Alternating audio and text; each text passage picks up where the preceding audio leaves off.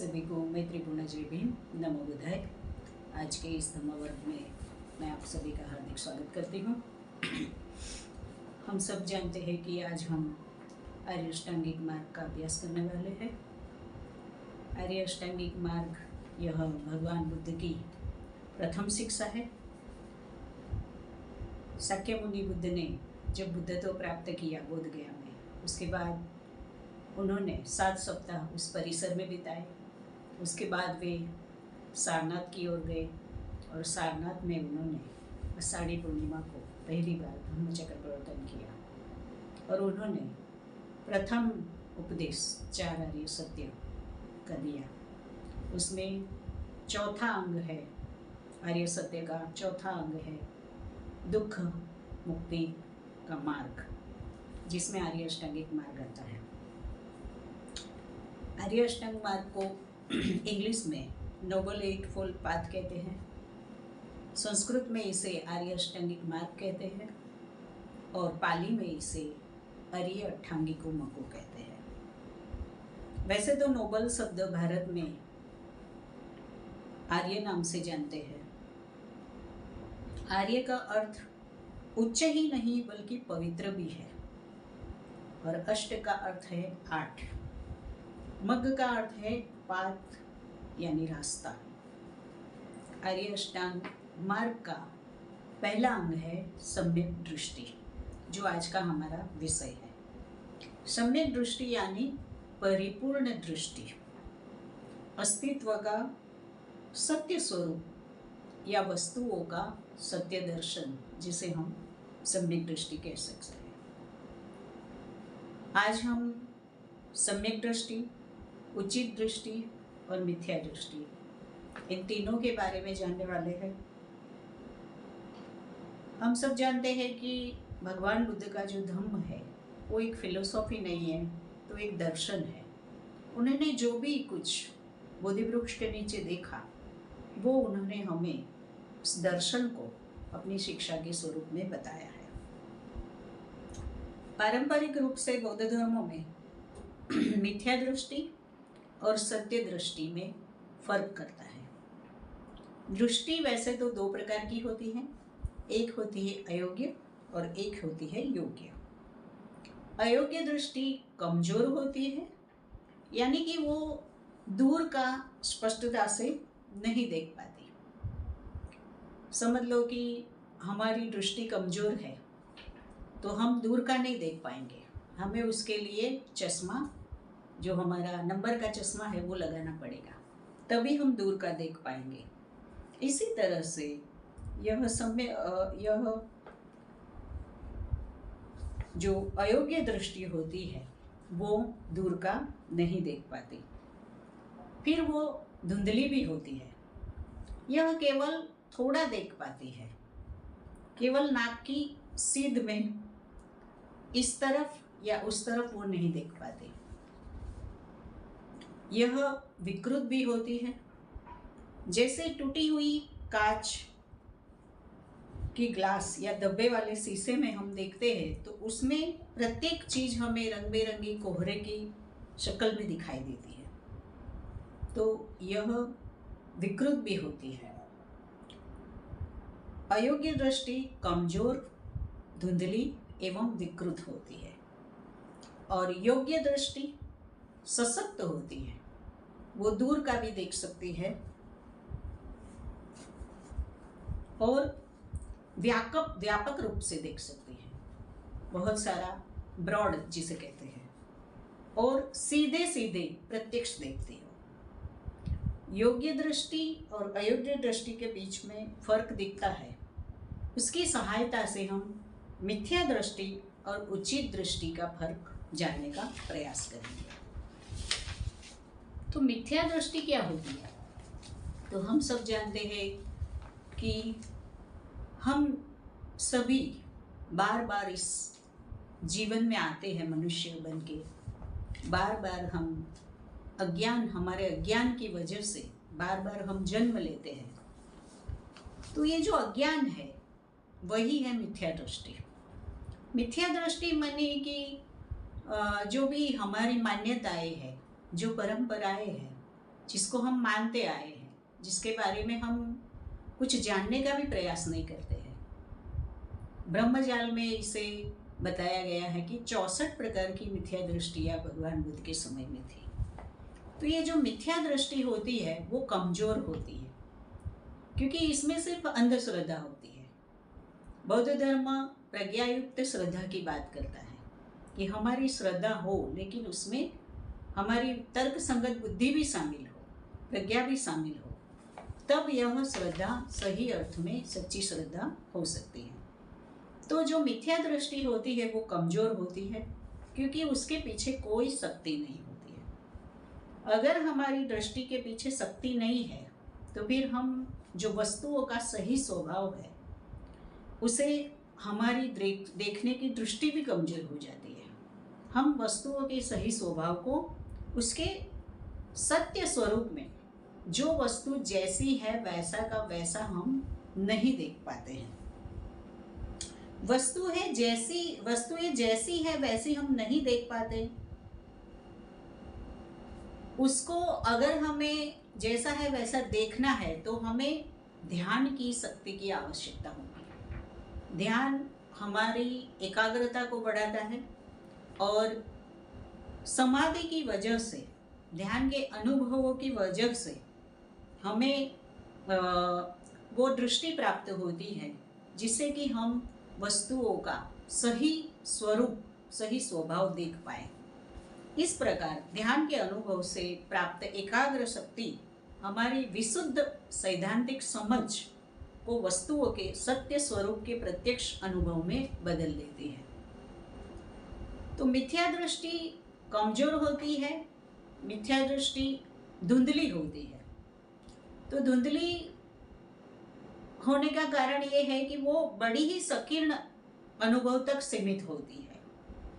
अनुभव का उसका जो विस्तार है वो सिर्फ हमारी शरीर की जो 5 इंद्रियां हैं और हमारा जो तर्क संगत मन है वहाँ तक ही सीमित होती है। हम जो आँखों से देखते हैं, हम कानों से जो सुनते हैं, या हम जीवा से जो स्वाद लेते हैं, हम हमारी स्किन से जो स्पर्श का अनुभव लेते हैं, वहाँ तक ही वो सीमित है। हम किसी भी बात पर तर्क करते रहते हैं। जैसे बुद्धायनिस धम्मा के बारे में बहुत सारे लोग बहुत सारी चर्चाएं करते हैं, उसके बारे में बहुत सारे तर्क करते रहते हैं, लेकिन अपने जीवन में उसको उतारना बहुत ही मुश्किल होता है। तो हमारी दृष्टि सीमित होने के कारण, हमारी दृष्टि धुंधली होने के कारण हम उसको 5 इंद्रिय और तर्कसंगत मन तक ही देखते हैं। यह अनुभव की अन्य संभावनाओं से बिल्कुल अनजान है, सर्वसाधारण तर्क और निष्कर्ष तक ही सीमित है। तो उदाहरण स्वरूप कोई आदमी है कि वो सवेरे उठता है, अपनी जॉब पर जाता है, फिर जॉब में वो काम करता है, वहाँ से वो घर लौटता है शाम को वो अपने परिवार के साथ बैठ के खाना खाता है, टीवी देखता है, और संडे की छुट्टी आती है तो वो उसका जो शौक होता है फुटबॉल का या क्रिकेट का, तो वो ग्राउंड पे जाकर कुछ घंटे वहाँ पर खेलता है। उसके सिवाय उसके जीवन में जो वैश्विक समस्याएं हैं, जो कला और संस्कृति का विकास के बारे में जो बातें हैं, उसके विषय में उसको कोई रुचि नहीं होती। उसको सिर्फ अपना वो रूटीन जीवन, यांत्रिकता से वो जीता जा रहा है। ऐसा लगता है कि जैसे उसकी इन सब बातों के प्रति कोई रुचि नहीं है, उसकी जो रुचि है वो बिल्कुल क्षीण हो गई है, ऐसा हमें दिखाई पड़ता है। उसका अनुभव बिल्कुल ही सीमित होता है। सीमित अनुभव से वो जीवन का जो सत्य है, जो अस्तित्व का सत्य है, उसको वो नहीं देख पाता है। तो मिथ्या दृष्टि विकृत होती है और उसके कारण हमारी दृष्टि विकृत हो सकती है। हमारी जो भावनाएं हैं वो भी विकृत हो सकती हैं। जैसा कि आनंद के क्षणों में हम चीज़ों को अलग तरीके से देखते हैं, कभी हमारा कोई मित्र रहा और बहुत ही अच्छा मित्र है, तो उसके अंदर जो अच्छाइयाँ नहीं है उसको भी हम देखने का प्रयास करते हैं। उसके अंदर कुछ बुराइयाँ हैं लेकिन उसको हम नज़रअंदाज करते हैं, क्योंकि वो हमारा मित्र है, तो उसको हम बहुत ही गुणवान है इस तरीके से देखते हैं। और अगर कोई हमें नापसंद व्यक्ति है तो उसके अंदर चाहे लाख अच्छाई हो लेकिन हम उसकी अच्छाइयों को देखने का प्रयास नहीं करते, हम उसमें बुराइयां ढूंढने का प्रयास करते हैं। तो इस तरह से हम उसकी खूबियों को नहीं देख पाते हैं, हम उसकी बुराइयों को देखते हैं। अनेक तरफ से पक्षपातपूर्ण होने के कारण हमारी दृष्टि भी विकृत हो चुकी है।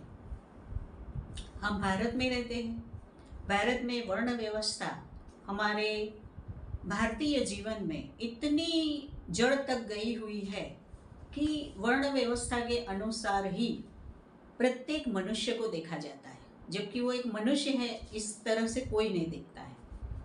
जब भी हम कहीं यात्रा करते हैं और ट्रेन में बैठे हैं और कोई व्यक्ति हमारे बाजू में बैठा है, तो वार्तालाप की जब शुरुआत होती है तो सबसे पहले वो हमें अपना नाम पूछता है। जब हम उसको बताते हैं कि मेरा नाम यह है, तो उसको उस नाम से संतुष्टि नहीं मिलती, वो हमारी सरनेम जानना चाहता है कि आपका सरनेम क्या है। वो इसलिए जानना चाहता है कि हम उसके जो वर्ण व्यवस्था है उसमें कहाँ पर फिट बैठते हैं, या उससे उच्च है या उससे नीचे है। तो वो जब जानता है तब वो उस तरीके से हमारे साथ वार्तालाप करता है, उस तरीके का हमारे साथ व्यवहार करता है। दूसरी हमारे भारत में एक बात है कि हम धर्म के नज़रिए से लोगों को देखते हैं। आजकल भारत में बहुत ही ऐसा धर्म के कारण बहुत सारे लोगों के साथ अन्याय अत्याचार हो गए हैं। अगर कोई व्यक्ति मुस्लिम है, वो बहुत ही अच्छा इंसान है, उसने कुछ भी नहीं किया है, लेकिन मुस्लिम होने के कारण उसके साथ प्रताड़ना किया जाता है। और अगर वही व्यक्ति उनके अपने धर्म का है तो वो एक अलग नज़रिए से देखते हैं। तो धर्म के कारण भी हमारे यहाँ बहुत सारा भेदभाव होता है और हमारी जो दृष्टि है उसको धर्म ने भी विकृत एक तरह से करके रख दिया है। दूसरा है राष्ट्रीयता के कारण भी हमारी दृष्टि विकृत होती है। तो हम सब जानते हैं कि हम भारत में रहते हैं, तो अगर हम भारत में रहते हैं तो हम सब भारतीय हैं, लेकिन अगर कोई दूसरे देश का व्यक्ति है, अगर समझो कि वो पाकिस्तान का है या बांग्लादेश का है, तो उनके साथ हम एक मनुष्य करके व्यवहार नहीं करते हैं। हम उसको वो पाकिस्तानी है या वो बांग्लादेशी है उस तरीके से उसके साथ हम व्यवहार करते हैं। वो पाकिस्तानी है तो बुराई होगा, वो बांग्लादेश का है तो वो बुराई ही होगा। इस तरह से हम राष्ट्र के नाम पर भी हम भेदभाव करते हैं। तो ये हमारी दृष्टि को बहुत ही विकृत करता है।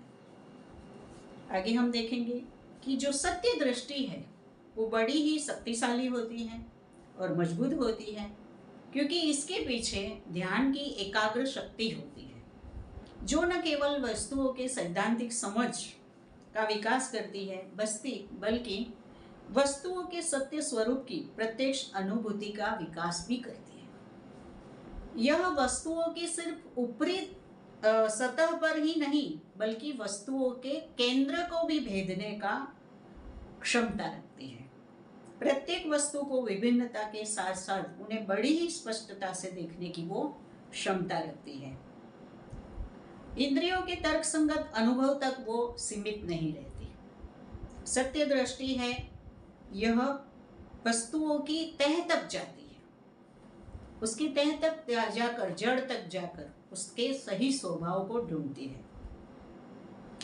यहाँ पर सत्य दृष्टि रखने वाले अगर कोई आम राय भी बनाते हैं तो वह संपूर्ण मानवीय अनुभव के सभी क्षेत्र और सभी स्तरों को ध्यान में रखकर बनाते हैं। यह विकृत नहीं होती, यह चीजों को जैसा है वैसा ही देखते हैं, उसे वह अपने कल्पनाओं के रंगों से नहीं देखते हैं।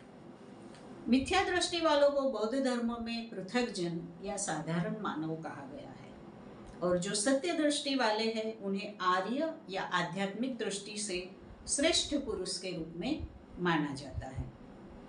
जिन्होंने स्वयं पर तनिक भी काम नहीं किया है, कोई वैयक्तिक विकास नहीं किया है, जैसा प्रकृति ने उनको बनाया है, जैसे जन्मे हैं वैसे के वैसे ही वो रहते हैं मृत्यु के अंत तक, उसे हम पृथकजन कहते हैं, साधारण मनुष्य। वो जैसे आए हैं, गुस्से वाले हैं, तो अंत तक गुस्से वाले ही रहेंगे। वो अपना यह गुस्से का जो स्वभाव है उसको दूसरों पर थोपेंगे कि मेरे दादा गुस्से वाले थे इसलिए मैं गुस्से वाला हूँ, लेकिन वो अपने स्वभाव को जानकर उसमें कुछ बदलाव लाने की जरा भी इच्छा नहीं रखते हैं। तो ऐसे जो लोग हैं वो एक तरह से प्राणियों जैसा जीवन जीते हैं कि बस खाया पिया मौज मजा किया और मर गए। दूसरे जो लोग होते हैं वो ऐसे होते हैं कि जिन्होंने स्वयं पर कुछ कार्य किया है, कुछ मात्रा में वो विकास करते हैं, थोड़ा सा स्वयं को संवारते हैं, थोड़ा सा स्वयं को पुनः बनाते हैं। जैसे कि हम लोग हैं कि आज से 20-22 साल पहले मैं स्वयं भी दूसरे धर्म में थी, वहाँ से मुझे थोड़ी सी दृष्टि की झलक मिली कि मुझे मेरे जीवन का अर्थ क्या है, वो प्रश्न हुआ, तो मैं बौद्ध धर्म के संपर्क में आई। और बौद्ध धर्म के संपर्क में आने के कारण मैंने ध्यान सीखा, मैंने शीलों का आचरण करना सीखा और स्वयं को थोड़ा सा संवारा, थोड़ा सा बदला। तो आज मैं जो हूँ वो 22 साल पहले मैं नहीं थी।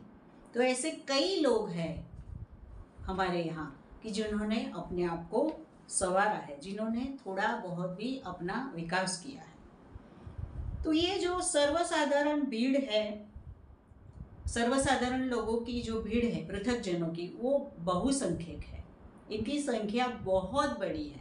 बहुत सारे लोग अज्ञान की अवस्था में, पृथकजन की अवस्था में रहते हैं, और जो आध्यात्मिक दृष्टि से थोड़े से श्रेष्ठ हैं वो अल्पमत में है, उनकी संख्या बहुत ही कम है। तो एक श्रेणी से दूसरी श्रेणी में परिवर्तन की संभावना है।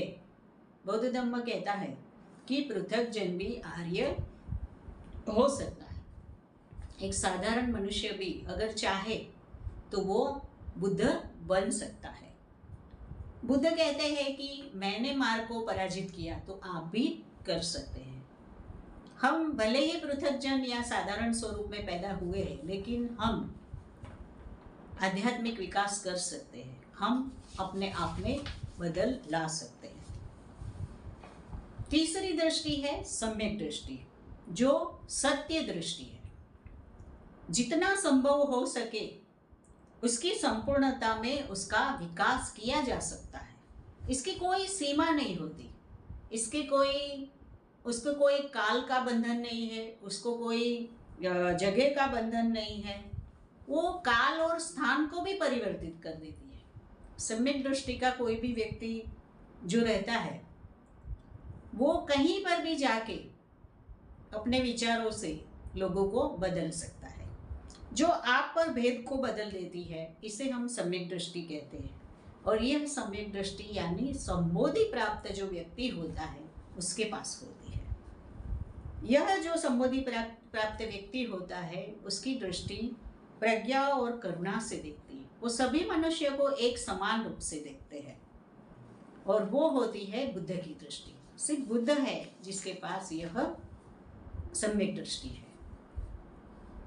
तो हम आगे देखेंगे कि सम्यक दृष्टि का उद्भव या झलक कैसे होता है। तो बहुत सारे बातों को हम यहाँ पर देखने वाले हैं। तो सबसे पहले हम देखेंगे कि दुख, हमारे जीवन में जब दुख आता है, बहुत बड़ा दुख आ जाता है, तो हमारे जीवन में निराशा फैल जाती है।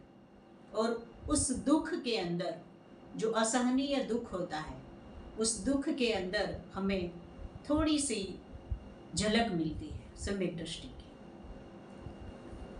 दूसरा है निराशा।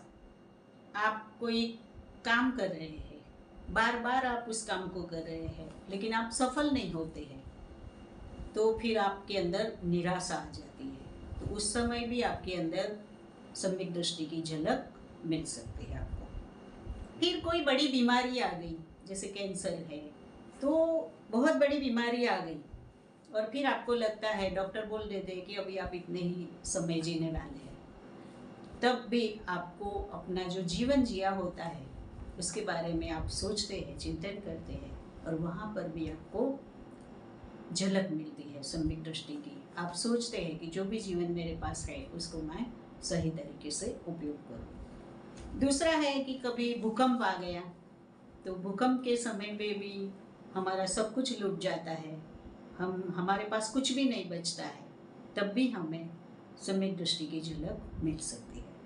जब बाढ़ आती है तब भी हमें सम्यक दृष्टि की झलक मिल सकती है। अभी अभी हमारे बड़ौदा के अंदर बाढ़ आई, बहुत सारे बड़े बड़े बंगले थे, करोड़ों रुपए के बंगले थे, करोड़पति लोग थे, लेकिन 4-4 दिन तक वो लोग बिना पानी के, बिना भोजन के, उन्हें कुछ भी नहीं मिला और वो रहे। हमने जब उनको टीवी इंटरव्यू में देखा तो उन्होंने बताया कि सिर्फ पहने हुए कपड़े ही हमारे पास है, उसके सिवा हमारे पास कुछ नहीं है, हमारा सब कुछ डूब चुका है, सब कुछ खत्म हो चुका है। तो ऐसा जब अनुभव आता है तब भी सम्यक दृष्टि की झलक मिल सकती है।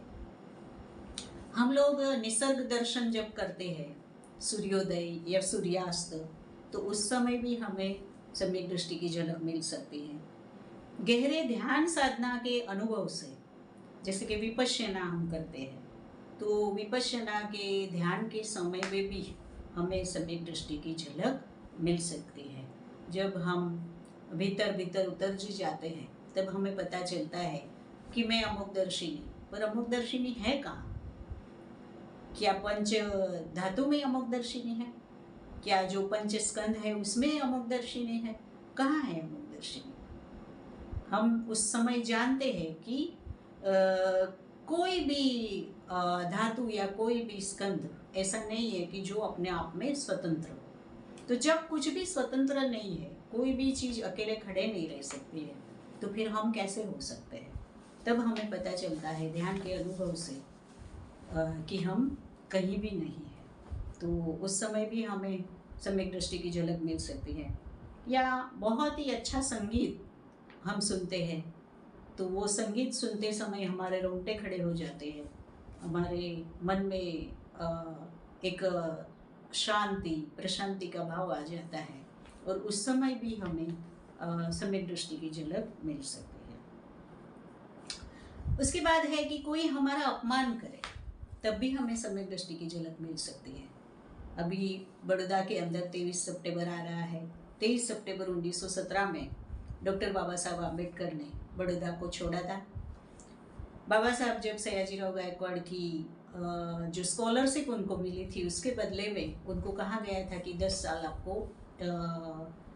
यहाँ पर जॉब करना होगा बड़ौदा स्टेट में। तो वो जब जॉब करने आए थे तो उनके साथ जो भी अस्पृश्यता का अनुभव उन्हें आया, जो भी व्यवहार उनके साथ हुआ, उनके ऑफिस में जो व्यवहार हुआ, वो जो प्यून था वो उन्हें फाइल पटक के देता था, ऑफिस में जो मटका था वहाँ से वो पानी नहीं ले सकते थे, जिस पारसी धर्मशाला में वो नाम पारसी रख के रहे थे, वहाँ पर भी जब पता चल जाता है तो उनका सामान फेंक दिया जाता है, और वो अपना सामान लेकर जब रेलवे स्टेशन जाते हैं तो वहाँ पर जाते हैं तो वहाँ ट्रेन भी 4 घंटे लेट थी, और जब वो 4 घंटे पास करने के लिए कमाटी बाग के बरगद के वृक्ष के नीचे बैठते हैं और वहाँ पर वो चिंतन करते हैं कि आज मैं इतना पढ़ा लिखा, आज मैं इतना सूट बूट में घूम रहा हूँ, इसके बावजूद भी अगर मेरे साथ इतना जातिवाद होता है, मेरे साथ ऐसा व्यवहार होता है, तो जो मेरा गांव का जो वर्ग है,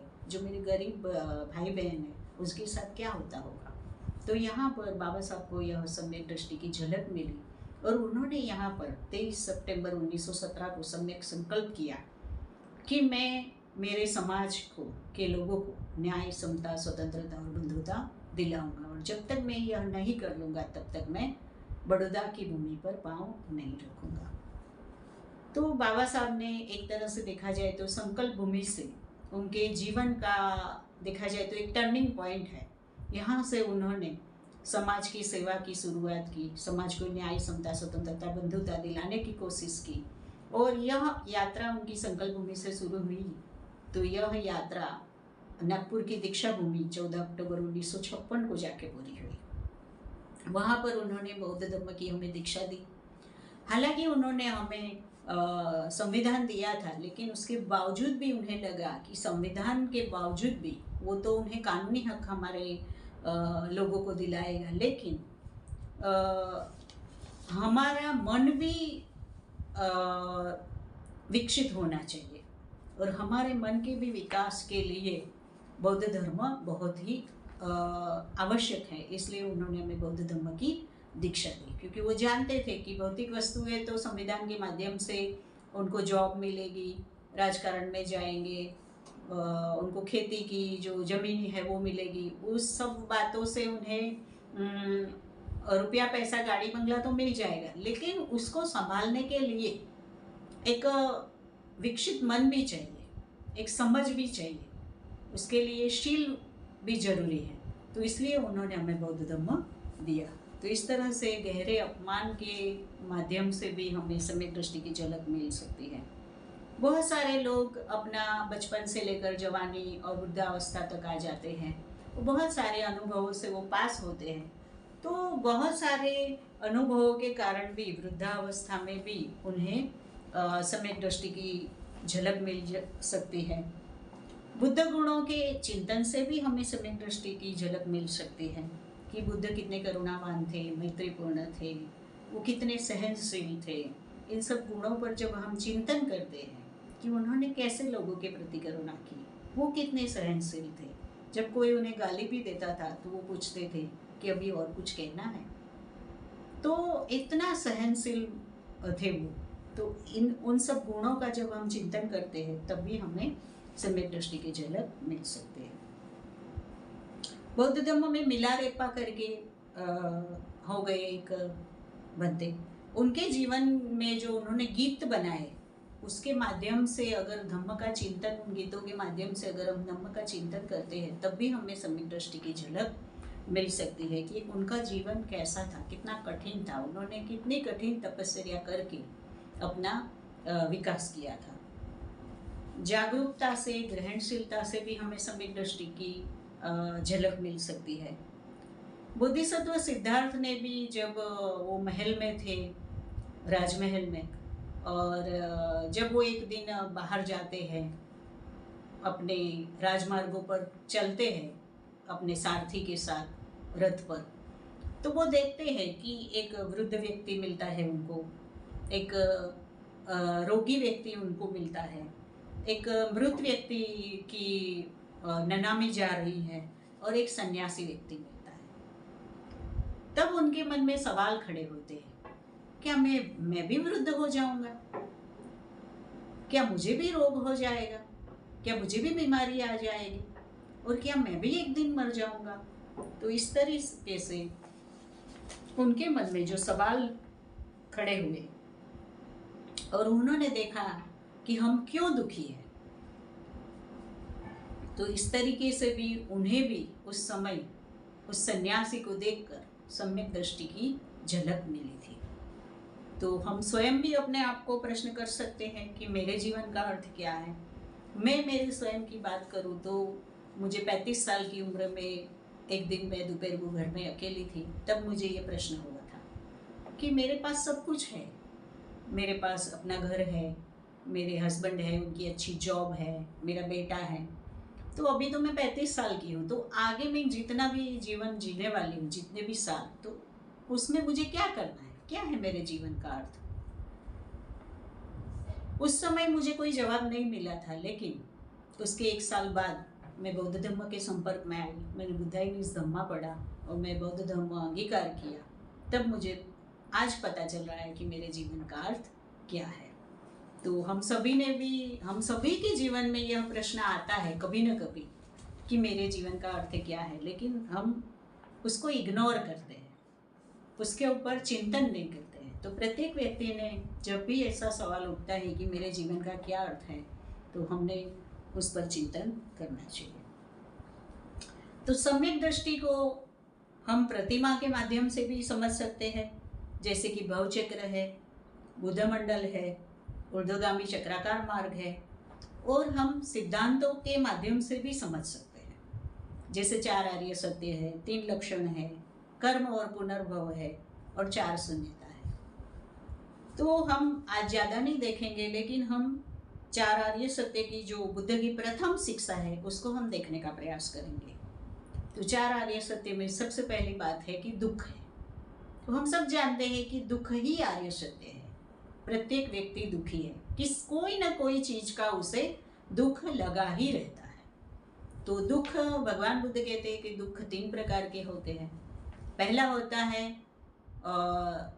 जो दुख रहता है वो दिखाई देने वाला दुख रहता है, प्रत्यक्ष दुख उसे हम कहते हैं कि हमारी उंगली कट गई या हमारा पाँव जल गया, तो हम देख सकते हैं कि हाँ मेरी उंगली कट गई है, मेरा पाँव जल गया है, तो उसे हम कहते हैं प्रत्यक्ष दुख, जो दिखता है सामने से हमें। दूसरा है सुसुप्त दुख, जैसे कि कोई चीज़ है या कोई व्यक्ति है जो अभी हमें सुख दे रहा है, लेकिन आने वाले समय में वो चीज़ बिगड़ भी सकती है या टूट सकती है, या जो व्यक्ति हमें अभी प्रेम दे रहा है, प्यार कर रहा है, सब कुछ यहाँ पर अनित्य है, कल को उसका भी मन बदल सकता है, उसकी भावनाओं में परिवर्तन आ सकता है, शायद हम उसकी भावनाओं को फुलफिल ना कर सके। तो जो व्यक्ति हमें सुख दे रहा था वो हमें दुख भी दे सकता है। और तीसरा है तात्विक दुख, मानी सत्य को प्राप्त न करने का दुख। बोधिसत्व सिद्धार्थ को भी यह दुख अनुभव हुआ था। वो तो राजा के पुत्र थे, राजमहल में पल रहे थे, उनके पास सारी सुख सुविधाएं थी, लेकिन उसके बावजूद भी उनको अंदर से दुख महसूस होता था, एक खालीपन लगता था, एक रिक्तता का अनुभव हो रहा था।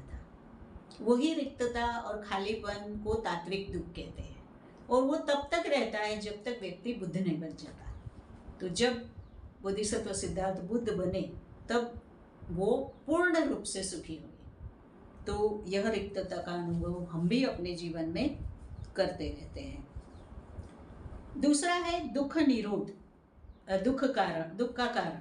तो इसे हम समझ सकते हैं कि हम दुखी हैं तो प्रत्येक दुख के पीछे कोई ना कोई कारण होता ही है।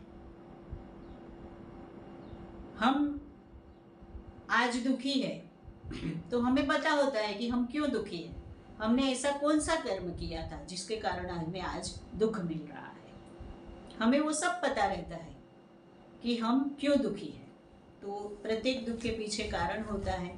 भगवान बुद्ध ने जो प्रतीत्य समुत्पाद की शिक्षा दी उसमें यही बताया है कि अज्ञान है,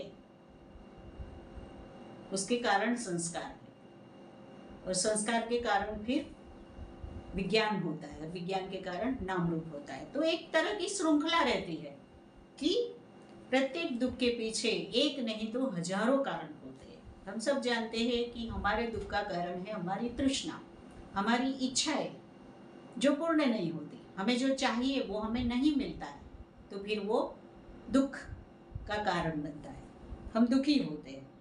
तो बुद्ध मंडल जो है, बुद्धत्व की अवस्था जो सत्य है वो बुद्ध मंडल दर्शाता है। उसकी प्रत्येक मुद्रा हमें कुछ न कुछ शिक्षा देती है कि हम हमारे अंदर कौन सी बात होनी चाहिए, कौन से कुशल मतलब गुण होने चाहिए, वो हमें दर्शाता है। तो दुख और दुख का कारण ये हमें भवचक्र में दर्शाता है। और तीसरा है दुख निरोध मार्ग, जो कि हमें बुद्ध मंडल की शिक्षा के प्रति जागरूक करता है, और हमें बुद्ध मंडल की ओर जाना चाहिए, और उनके अंदर जो भी शिक्षाएं बताई है उसको हमने हमारे जीवन में आचरण करने का प्रयास करना चाहिए। तो जो दुख है और दुख का कारण है वो हमें भवचक्र में है, हम ऐसा दर्शाता है, और दुख जो निरोध है वो हमें बुद्ध मंडल की जो बुद्धत्व की अवस्था है, जो सत्य है, उस तरफ ले जाता है। और चौथा है दुख निरोध मार्ग, जिसे हम आर्य अष्टांग मार्ग में और ऊर्ध्वगामी मार्ग में हम देख सकते हैं। तो बुद्ध ने कहा कि ये मेरा अनुभव है, मैं बुद्ध बना और आप भी बुद्ध बन सकते हैं। मैंने जिसको पराजित किया, जिस मार्ग को मैंने पराजित किया, उस मार्ग को आप भी पराजित कर सकते हैं। तो सबसे पहले हमने देखना है कि हम कहाँ हैं। हम स्वयं को देखें कि मैं कहाँ हूँ। तो हम सब जानते हैं कि हम दुखी हैं, दुख के पीछे कारण भी है। तो दुख और दुख का कारण एक ही हो सकता है कि हम अभी भी भवचक्र में हैं। तो हम भवचक्र में हैं, इसलिए हम दुखी हैं। दूसरा प्रश्न है कि मुझे जाना कहाँ है। हम दुखी है ये तो हमें पता चल गया है, लेकिन हमें कहाँ जाना है। तो हमें बुद्धत्व की ओर जाना है, यह भी हमें मालूम होना चाहिए। अब प्रश्न होता है कि बुद्धत्व की ओर जाए कैसे। तो बुद्धत्व की ओर जाने के लिए भवचक्र से हमें बाहर निकलना होगा और ऊर्ध्वगामी मार्ग पर हमें जाना होगा। तो हम सब जानते हैं कि ये जो प्रतीत्य समुत्पाद की 12 निदान है, जो नकारात्मक निदान है, उसमें जो षडायतन बताया है, 6 इंद्रियों का संपर्क, जब हमारी किसी इंद्रिय द्वारा संपर्क होता है, मानो कि किसी ने हमें गाली दी तो हमने कान से सुनी, तो वो हमारे कान की इंद्रिय से संपर्क हुआ और हम सीधे ही हमारे दिल में पहुंच गया। जो संवेदना है, दुख की जो संवेदना है, वो हमारे हाथ में नहीं है, क्योंकि कौन कब गाली देगा, कौन हमारे साथ कब बुरा व्यवहार करेगा, ये हमें पता नहीं है। संवेदना हमारे हाथ में नहीं है, पर कौन सी भावना निर्माण करना वो हमारे हाथ में है।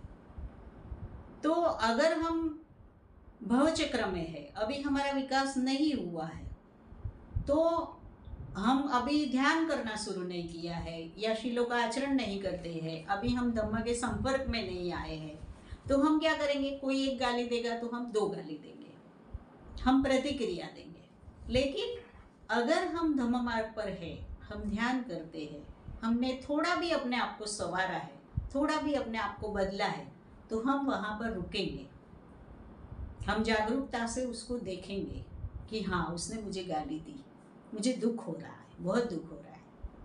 लेकिन सामने वाला जो व्यक्ति है वो धर्म को नहीं जानता है। मैं धर्म को जानता हूँ, मैंने ध्यान किया है, मैं धम्म का अभ्यास करती हूँ, मैं बुद्ध विहार जाती हूँ। तो हमें उसके प्रति करुणा का भाव आता है कि वो बेचारा अभी जानता नहीं है कि ऐसा करना चाहिए या नहीं करना चाहिए। तो हम वहाँ पर थोड़ा रुकते हैं और उस दुख से हम भगवान बुद्ध को याद करते हैं कि भगवान बुद्ध ने कहा है कि कर्म नियम है, कोई अकुशल कर्म करता है तो उसकी जिम्मेदारी आप क्यों लेते हो। जिसने जो कर्म किया है उसको कर्म नियम अनुसार उसका फल मिलेगा, आपको उसकी जिम्मेदारी लेने की जरूरत नहीं है। तो हम वहाँ पर बुद्ध के प्रति श्रद्धा रखते हैं और दुख से हम सीधे बुद्ध के प्रति श्रद्धा रखकर धम्म मार्ग पर आरूढ़ होते हैं। और वहाँ पर जो भी कोई बुद्ध में श्रद्धा रखता है, बुद्ध में आस्था रखता है, तो वो धम्म मार्ग पर जब आता है तो वो प्रमुदित होता है, वो आनंदित होता है, वो खुश रहता है। अगर कोई धम्म मार्ग पर आने के बावजूद भी प्रमुदित नहीं हो रहा है तो उसने अपने आप को चेक करना चाहिए, क्या सही में मैं धम्म मार्ग पर हूँ, क्या मेरी श्रद्धा बुद्ध में है कि मैं अपने आप को बदल सकता हूँ। तो हमने यहाँ पर सोचने की ज़रूरत है कि हम किस तरह से भवचक्र से बाहर निकले और श्रद्धा के मार्ग से हम बुद्धत्व तक पहुँचे।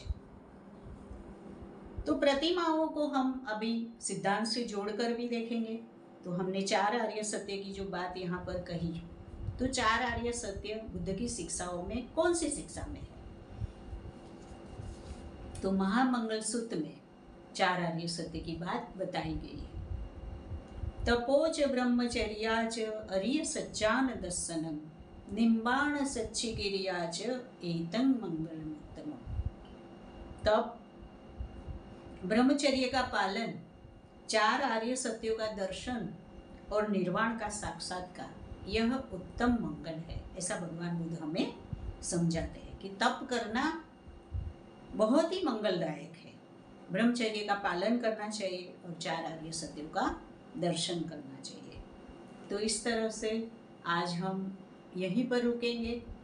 आने वाले अगले वर्ग में हम किसी और शिक्षा के माध्यम से सम्यक दृष्टि को समझने का प्रयास करेंगे। आप सभी ने मुझे बहुत शांति से सुना, उसके लिए मैं आप सभी का आभार व्यक्त करती हूँ। धन्यवाद। जय भीम। नमो बुद्धाय।